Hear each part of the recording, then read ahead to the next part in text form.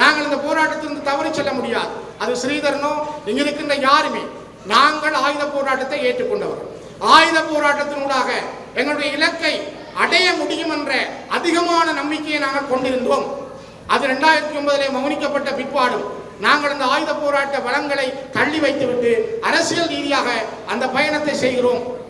எப்படி ஒரு அயர்லாந்து போராட்டத்திலே சிம்பைன் இயக்கம் தன்னுடைய ஆயுத போராட்டத்தை விட்டு தான் அரசியல் ரீதியாக உலகத்திலே வென்றதோ அதே போலதான் நாங்களும் இந்த மண்ணிலே எங்களுடைய அரசியல் பயணம் ராஜேந்திர பயணம் என்பதிலும் நாங்கள் எங்களுடைய கரங்களை பலப்படுத்தி அந்த பயணத்தை செய்கிறோம். ஆகவே இது ஒரு தேச விடுதலைக்கான பயணம், இது ஒரு கொள்கை சார்ந்த பயணம், என்னுடைய இனத்தினுடைய இருப்புக்கான பயணம்.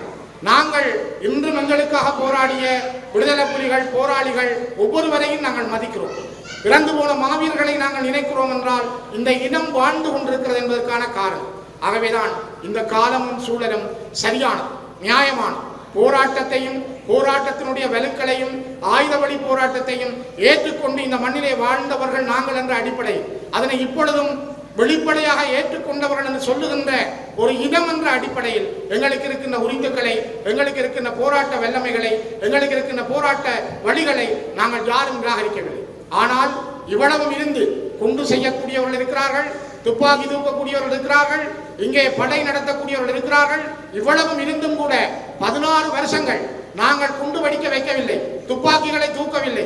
நாங்கள் இப்பொழுதும் சமாதானத்தை விரும்புகிறோம், அறவழியில் போராட விரும்புகிறோம், அரசியல் ரீதியாக போராட விரும்புகிறோம் என்பதை சர்வதேச சமூகத்துக்கு இப்பொழுதும் நாங்கள் சொல்லுகிறோம்.